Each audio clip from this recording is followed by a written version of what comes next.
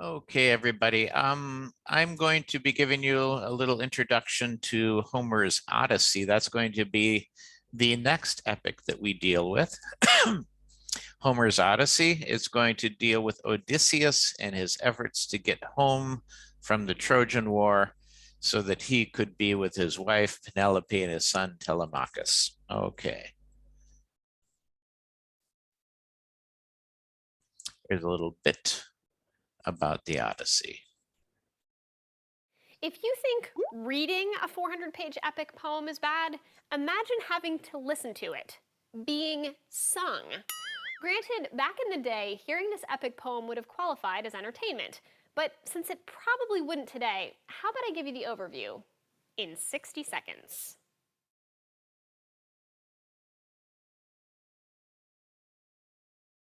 Cyclops and sirens and monsters of the deep, back home in Ithaca, Penelope will weep. Don't worry, I'm totally not going to sing to you.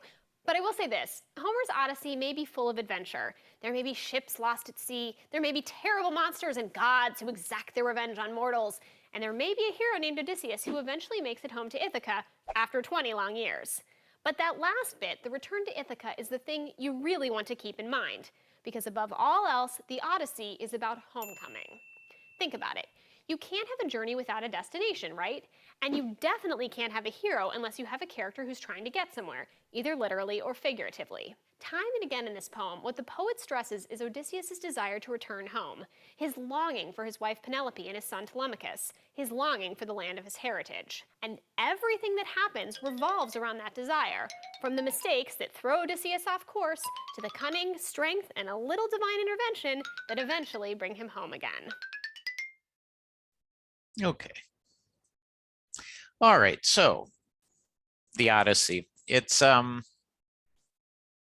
as we've talked about the hero's journey, in so many ways, this is the hero's journey. You have Odysseus, he goes to the Trojan War. He fights there for 10 years. He was instrumental, actually, in the Greeks defeating the Trojans. He was the one who came up with the idea of the Trojan horse, actually. But then afterwards, he and his men are attempting to get back to Ithaca, to their home.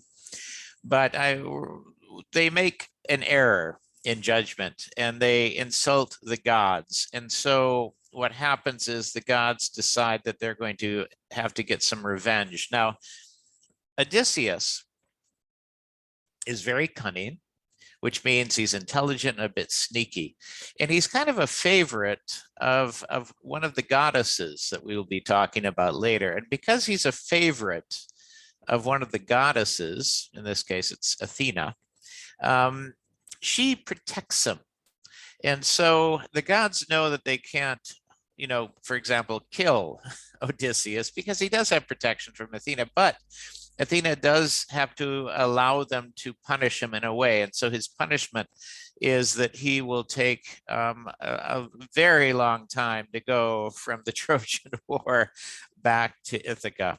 It's going to take, basically, it's going to take him, 20 years. 20 years he's away from home. And he goes through all sorts of adventures. This is an episodic, epic. So you have the situation, for example, the Cyclops or the Lotus Eaters. And in each situation, there are complications.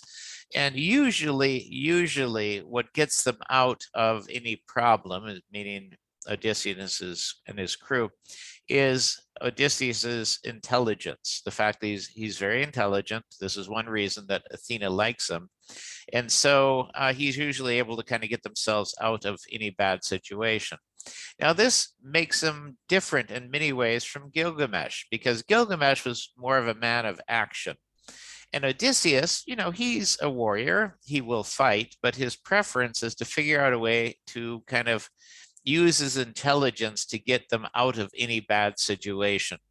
Where Gilgamesh might grab his sword or axe and go at the enemy, Odysseus would prefer to figure out a way to defeat the enemy without actually having to draw his sword. Okay? All right. So the Odyssey is one of several ancient epic poems that are woven into the fabric of ancient culture. In other words, everyone in Greece ancient Greece knew the Odyssey. Even if they could not read or write, they would have heard the Odyssey sung. In this case, it was sung by poets, by bards, and they would be familiar with the story. They would be familiar with Odysseus, and they would also utilize Odysseus kind of as a template for the perfect sort of Greek, intelligent, brave, but preferring to use intelligence to make his way through the world. And it was, as I said, originally sung, in this case sung by men who were called rhapsiodos, or reciters of epic poetry. And they would be invited, for example, if you were wealthy and putting on a banquet, they would be invited and paid to perform at the banquet. Or city-states would hire rhapsodos to recite these poems, play these poems, for example, at festivals or athletic competitions, etc. Okay. And it's important, again, to understand that this poem helps to explain and also in many ways help to form the Greek identity. And here's a little bit of the Odyssey as sung by a rhapsodios. Just a bit.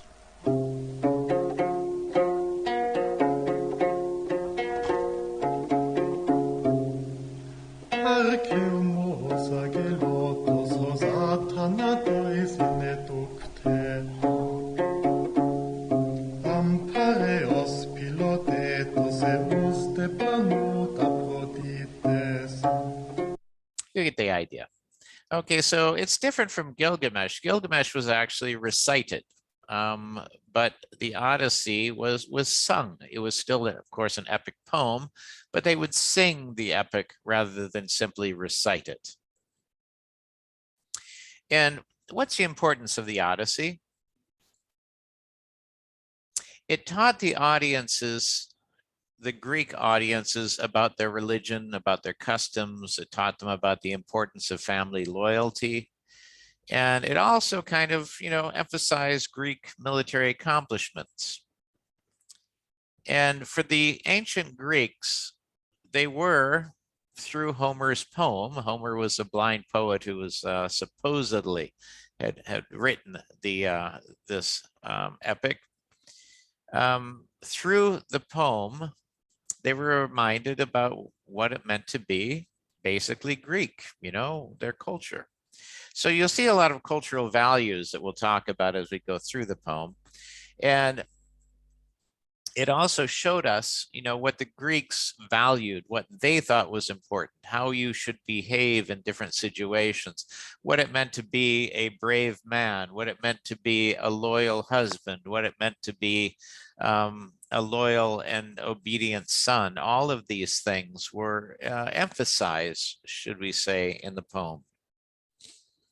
In the journey of Odysseus, it started off, of course, at Troy, the Odyssey part, I should say. And you can see how this map of the Mediterranean shows where I think people kind of speculate these different locations were. And what's interesting is there are actually physical signs that when the poets were talking about a place, they were actually talking about maybe a real place you could find on a map. And I will talk more about that too. So these, interestingly, kind of have an interaction with the actual physical geographical world that the ancient Greeks knew. So it wasn't just all made up. When the poets were talking about a place with the lotus eaters, they kind of meant this location in North Africa. When they were talking about these sea monsters we'll talk about, there were whirlpools and locations where these things were actually maybe occurring. Okay, now who was Homer? Did he actually exist? We really don't know. Did he write the Odyssey? Probably, if he did exist, not by himself alone. Basically, the stories were shared with other bards, other rhapsodos, and they would add to it. They would, embellish the stories, and so we really don't know. But the legends always are the same, that Homer, this blind poet, wrote the whole Odyssey. And he is said, if he did exist, to have existed between 900 and 700 BC. Now, we don't know anything for certain about Homer, but we do know there was a widespread belief that he was the blind, inspired author of both the Iliad and the Odyssey. The Iliad deals specifically with the Trojan War. The Odyssey deals with Odysseus's effort to get home from the Trojan War, and that he had lived somewhere on the island culture of Asia Minor, maybe 200 or 300 years before this time of the Greek classical age in the 5th century BC. And the events depicted in the two epic poems are thought to have occurred several hundred years before Homer's lifetime. So the Iliad and the Odyssey were considered kind of like also fundamental writings at the time of Plato. Everyone had to study them if you were going to go and be educated in the Greek world. You had to be conversant in what they talked about. And they were kind of used, just like with Gilgamesh, kind of as textbooks for people who were learning to read and write.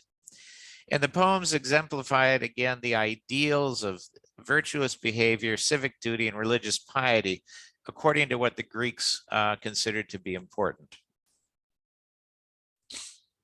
Now, there are three main stories and three main relationships in the Odyssey. Okay, you had Penelope. She was a queen. She was also the wife of Odysseus. And so Odysseus is known as, because he's a husband of Penelope, and Telemachus is the son of Odysseus and Penelope. And so Penelope, because she is married to Odysseus, who is the king of Ithaca, is therefore the queen of Ithaca, and Telemachus is the prince of Ithaca. So they've got kind of a political situation as well as a personal situation of relationships. Odysseus himself, as I said, is very cunning, very intelligent. He's a strategist. He likes to manipulate circumstances to his best advantage, and he likes to move behind and through the scenes. He was usually kind of a diplomat, but also kind of a trickster. And we see that we see in Odysseus, in the Odyssey, these characteristics flourish not only in making war, they are also critical in the multifarious world beyond the battlefield. So basically, the Greeks value intelligence, they value cunning, and Odysseus is kind of their exemplar of the perfect Greek when it comes to intelligence and cunning. Okay, so he's a strategist, very clever. He likes to think through things. He doesn't grab his sword first and attack. He thinks through the battle plan. He tries to figure out a way to defeat the enemy without having to risk his own warriors, his own men. He's also willing to be a diplomat. He'll make deals if necessary. And he's kind of tricky. So he's a bit of a trickster too. And that's why he came up with the idea of the Trojan horse, which allowed the Greeks to defeat the Trojans. I'll talk more about that later. And there are themes, as there always are themes in this epic poem. We have themes such as fathers and sons and their relationship, the relationship of men and women at this time, especially husbands and wives. What was considered to be acceptable and virtuous, behavior of a husband was very different from what was considered to be virtuous and good behavior on the part of wives. There's a double standard at this time. We'll talk about that also. And also leadership. What does it mean to be a leader? What are your responsibilities if you are a leader? And then also piety, which is religion. What does a person who is pious, who is religious at this time in history, how are they supposed to behave? What are they supposed to do? How do they obey the gods, basically?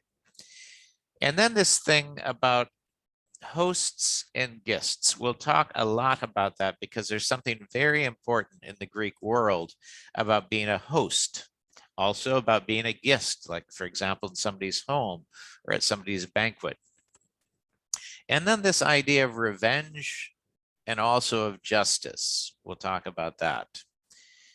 And basically, you could take any of these themes and you could kind of watch them develop throughout the entire book, because they're consistently being developed from the start to the finish. So, we talk again about fathers and sons, about men and women, about husbands and wives, about leadership, about piety, about obligations and transgressions of hosts and guests, and then about revenge and about justice. These are the themes of the Odyssey. All right. Now, if you're going to read the Odyssey, these are the things you need to know.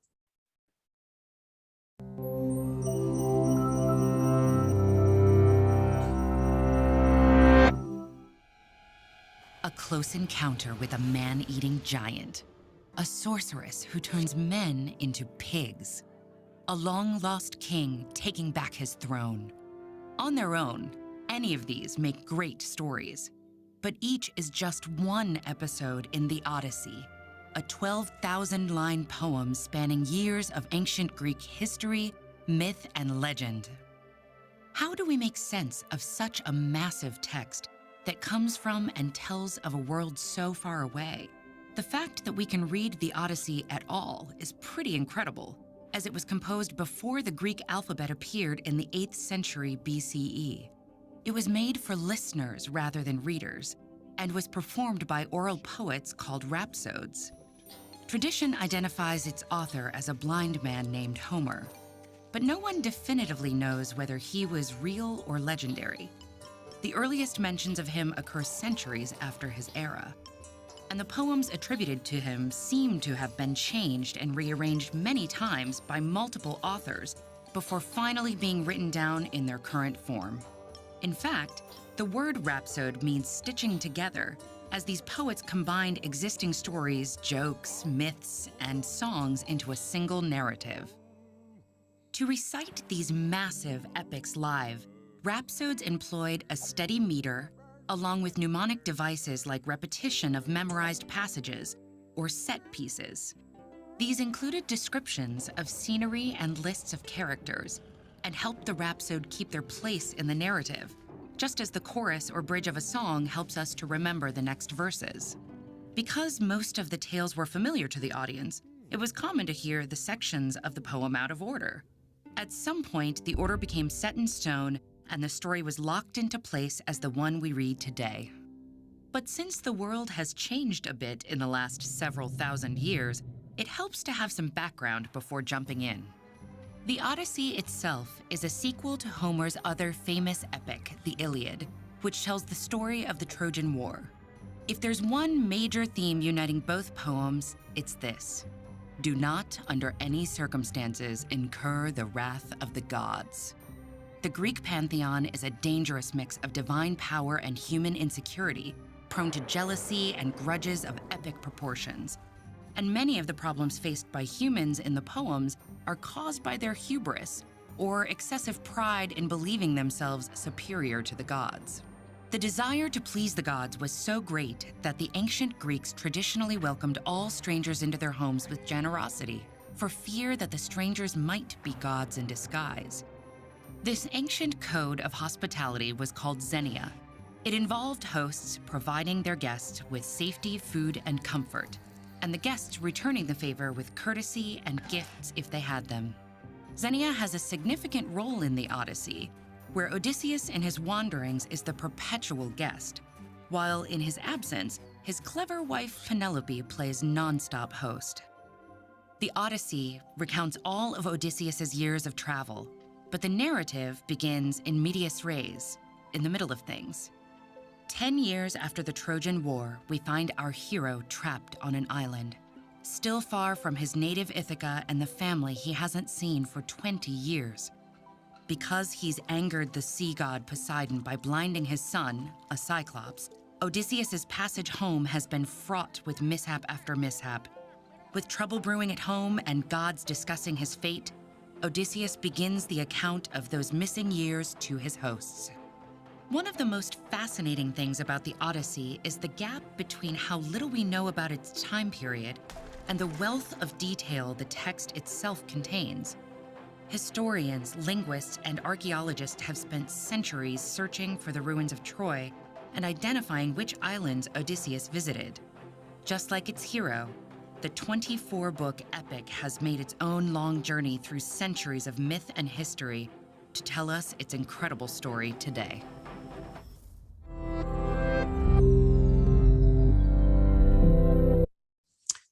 Okay, everybody. So that is the introduction to the Odyssey. All right. Thank you very much. Looking forward to discussing the Odyssey with you as we work our way through the rest of our winter courses.